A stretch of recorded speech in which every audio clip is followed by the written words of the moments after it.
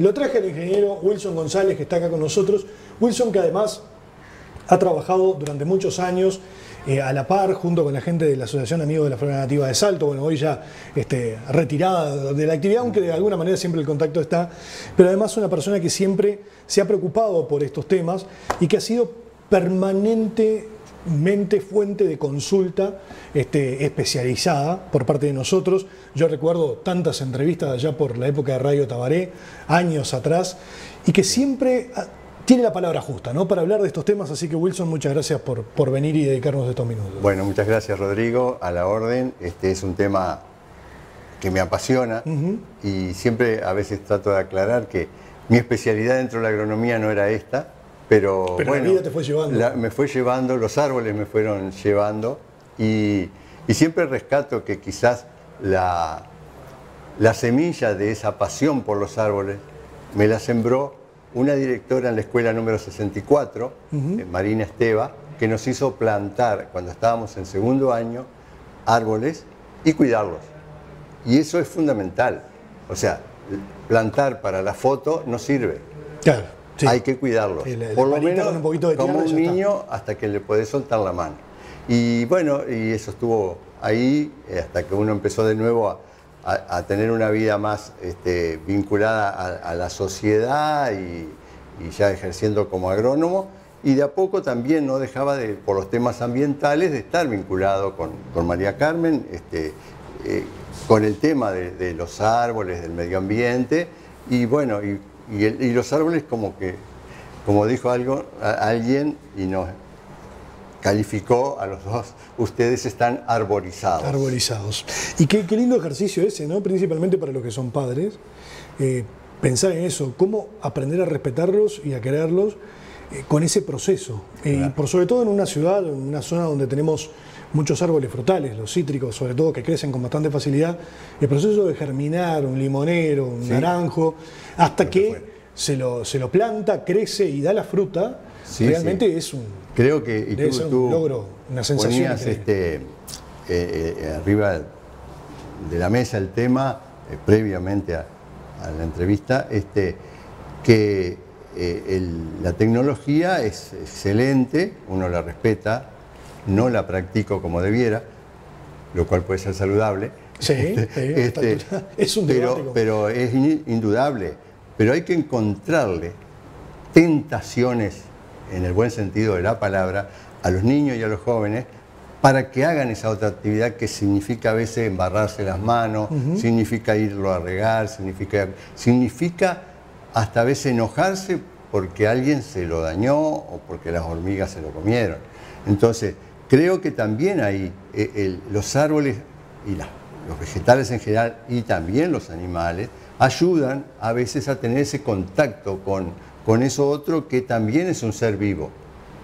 Y que necesita cuidados. Y que necesita cuidados y a veces vamos dejando que se recargue el celular por otro lado y utilizamos mejor ese tiempo. El cuidado que da cada uno de los árboles es un tema para discutir, pero yo te invito a que mires esta imagen acá atrás que tenemos acá en el estudio. Esta es una imagen tomada sobre la Plaza Artigas y se puede notar que Salto es una ciudad muy arbolada, ¿no? ¿Sí? Porque realmente, sobre todo acá en la zona del centro, es una ciudad que tiene muchos árboles de por sí. Es una ciudad además donde estamos en el norte del país con temperaturas elevadísimas en verano y ahí es cuando entendemos lo importante que son los árboles, sobre todo los frondosos y que nos brindan buena sombra en los momentos de temperatura más altos. El aporte que hacen los árboles a los espacios urbanos es incalculable económicamente. ¿Por qué? Y porque, entre otras cosas, captan oxígeno, captan dióxido de carbono y liberan oxígeno. Liberan oxígeno. También su follaje es posible, capta partículas propias del polvo que le llamamos del aire, algunos que son alérgicos, como tú comentabas, los van reteniendo en esa trama de hojas que tienen y además dan sombra, hace que se caliente menos el pavimento donde están, podemos transitar por debajo de ellos, podemos dejar nuestros vehículos sin que se suban tan altas temperaturas. Yo veía antes de entrar al canal, bajo el árbol que está ahí, están arracimados los vehículos. Sí. Claro, porque si esos estuvieran al sol, pobre tapizado, pobre vehículo, ¿no? Y para entrar. Entonces, los beneficios son supremos. Y creo que la imagen que tú comentás, la de Salto, indica las calles, las plazas, las plazoletas, los fondos de algunos predios, pero también los centros de manzana, que a veces confluyen ahí, fondos que también tienen patios con preciosa vegetación, que todo eso contribuye de alguna manera a que la ciudad a veces, eso, como nadie lo mide, viene de arriba, nos beneficia. Capaz que deberíamos propender a que sea más saludable, con más árboles en algunos lugares, sobre todo cuando uno ve, en las plazas son necesarios los espacios libres, pero cuando uno piensa un espacio libre que estuvo en todo el mes de diciembre o enero con pocas lluvias y estuvo calentándose, ese es un radiante de temperatura también muy grande. Actúa como espejo. Sí, capta y libera después en la noche. Entonces, a veces no tan grandes los espacios en las plazas y sí, no tenerle miedo a la sombra, no tenerle miedo a tener árboles grandes. Uno también tiene la posibilidad a veces de recorrer otras ciudades, otros poblados del país, y ve que en algunos entras abajo de sombra en una plaza, ¿no? Es decir, más allá del espacio libre, que también para otra actividad, pero árboles que arriba te hacen una cúpula y que para lo que es en nuestro preverano, que desde septiembre hasta abril, mayo, tenemos temperaturas altas. Entonces, sí, y todavía no estamos ni siquiera soportando las que van a venir, ¿no? Exacto. Entonces, por todo eso es importante. Ahora, entramos en el conflicto ese de que el árbol en la ciudad está en un lugar artificial. Exacto. Y con espacios reducidos. Y en espacios reducidos. Y están los conflictos por la vereda, están los conflictos con los cables, están los conflictos con los caños, están los conflictos con el tránsito. Y entonces ahí ocurre toda una serie de circunstancias que hacen que muchas veces tomemos medidas para solicitar que saquen un árbol, y son razonables la solicitud. ¿Por qué? Porque estropeó hasta el interior de la casa, levantando pisos. Pasa muy seguido. Tenemos muchos reclamos acá de eso. Sí, eso todo. Entonces,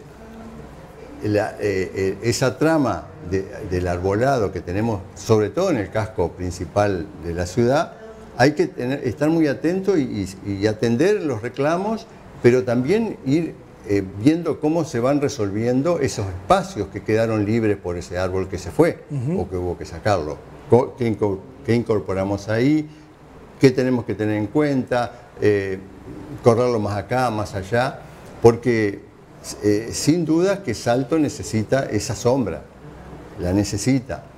Decíamos al principio que coincidíamos, y creo que todos coinciden, en que no hay un plan a largo plazo transversal a las administraciones que van pasando para tratar de tener una guía básica o una forma de trabajo en cuanto a qué especies vamos a plantar, dónde las vamos a plantar. Eso no existe. No. En Salto no hay. No, y lo básico de eso, yendo para atrás, es que deberíamos saber qué tenemos.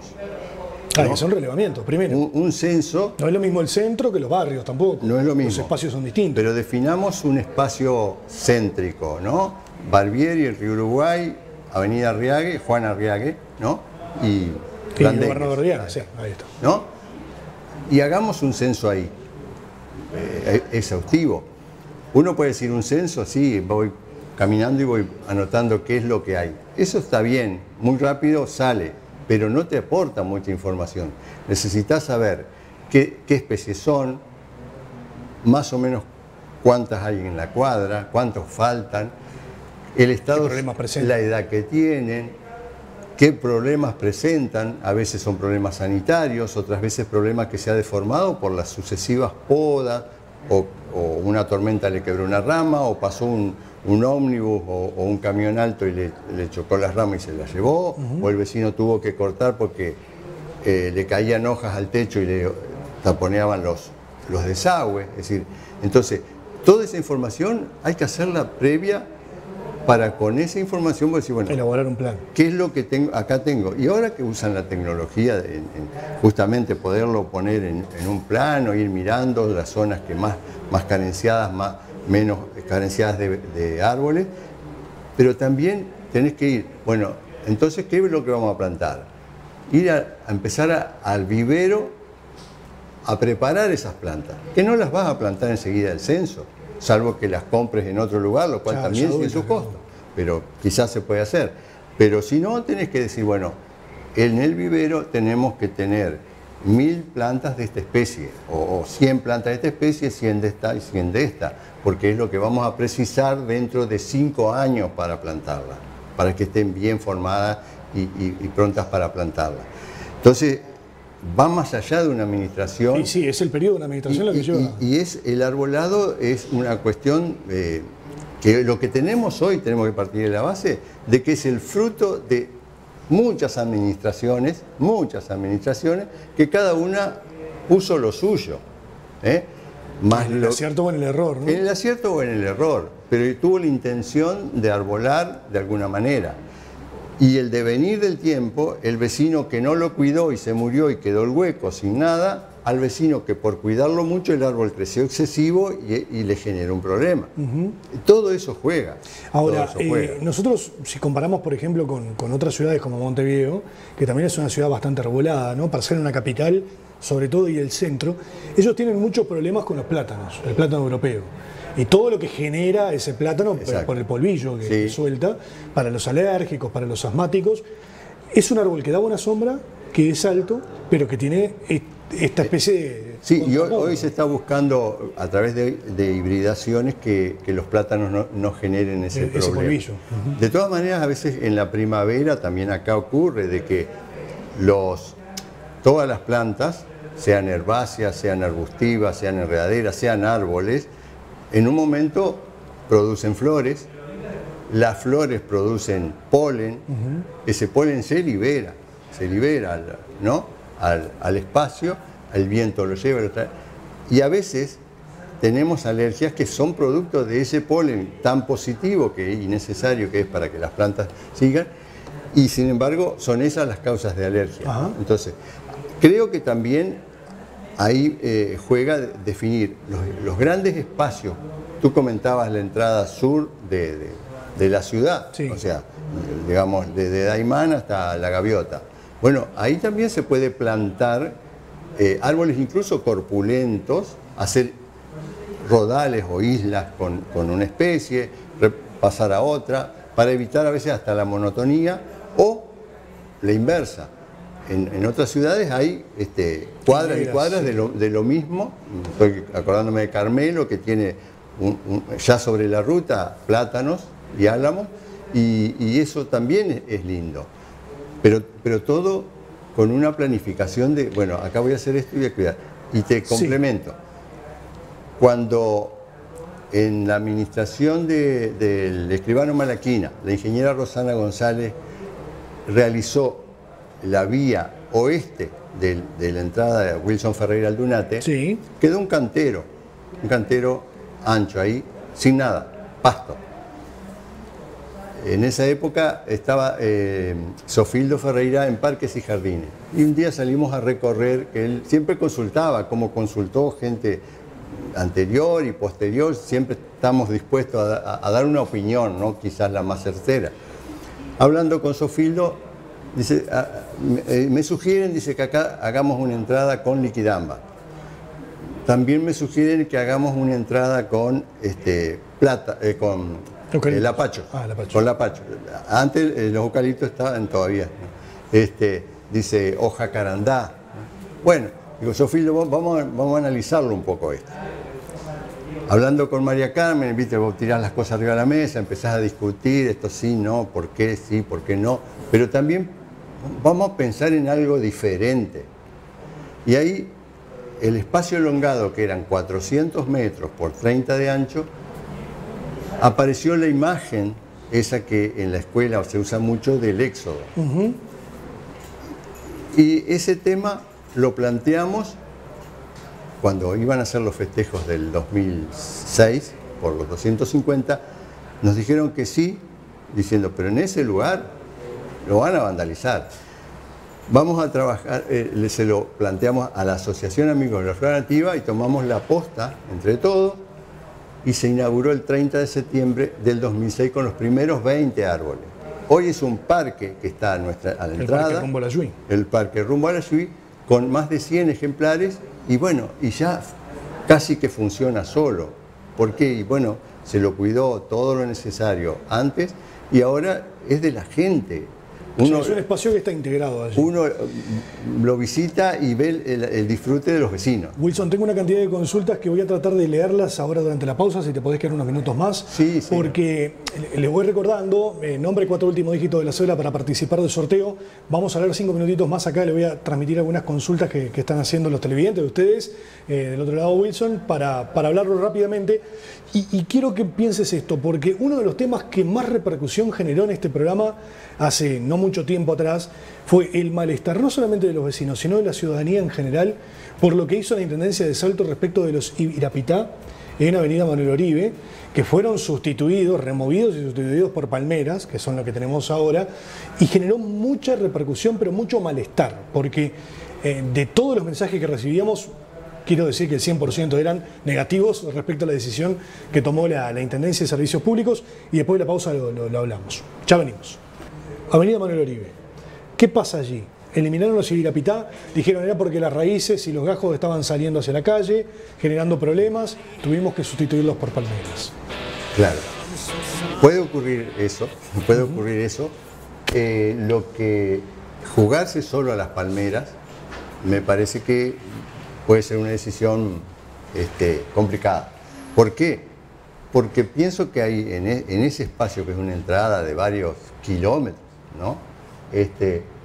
Se podría haber diversificado, poniendo palmeras, pero además otras cosas, que pueden convivir perfectamente en ese espacio, aportándole, cuando se planta, el humus adecuado, si el suelo no era el adecuado, o no, y los cuidados posteriores. Es decir, las palmeras sí, pero solas no. Pero solas no, y quizás algún Ibirapitá podría haberse ido esperando, porque todo esto hay que dejarlo que prospere en los años y sacarlo más adelante.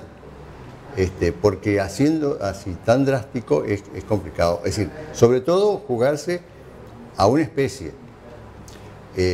Y yo miraba la imagen que tú me mostrabas acá atrás de la Plaza Artigas.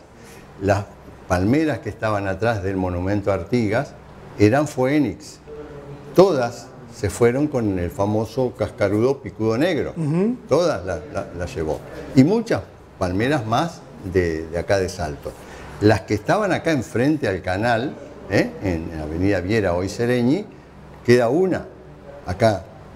Y las demás las llevó el picudo. Pero el picudo no se fue. Está.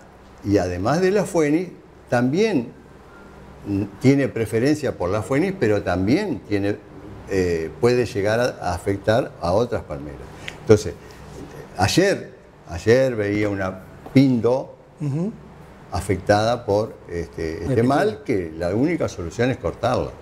Entonces, creo que debería haber opinión, incorporar otras cosas, que inclusive con su crecimiento quizás rápido, porque la ayudás en la medida que lo cuides, y vas a tener una sombra baja para esa gente que utiliza eso. Claro, los senderos peatonales sobre todo. El sendero peatonal que viene desde el barrio Artigas, ¿verdad? Entonces, creo que la medida como que fue muy de golpe y solo sobre la especie. Yo hubiera dejado algunos Ibirapitá que todavía podían estar, hubiera incorporado otras especies quizás.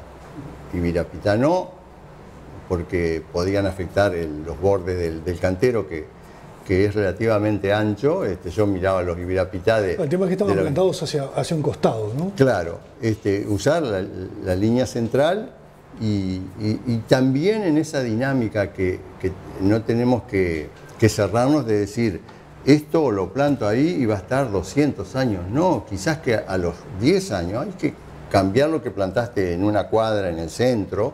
¿Por qué? Y porque los árboles crecieron, Y el que era un desarrollo de la ciudad problema. te va llevando a eso. Sí, pero eso tenés que tenerlo también ejerciendo esa... Y te hago esta última pregunta porque también es otro de los temas que permanentemente nos preguntan acá. ¿Cuándo hay que hacer las podas de los árboles? Porque dicen, nosotros vemos que de servicios públicos están haciendo podas en cualquier momento del año. ¿Cuál es el momento para hacer las podas? Si uno parte de la base de que es un árbol caducifolio, o sea, aquel que volteó todas las hojas, lo mejor es cuando está la savia quieta. ¿En otoño? ¿O en prácticamente invierno, ¿no? En ese invierno a veces tan breve, empezando fines de otoño y ahí. ¿Pero ahora en primavera?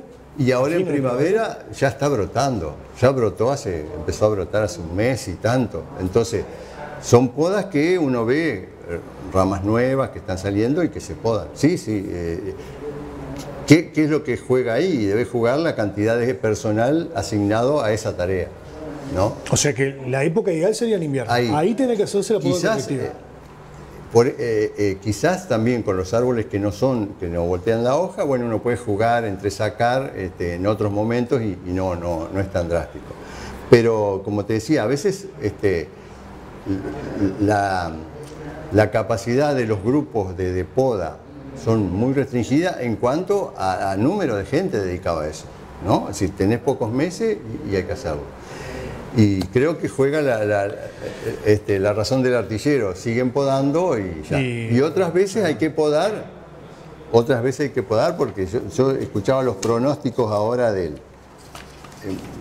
tomo un minuto, escuchaba los pronósticos que estás dando, ¿no?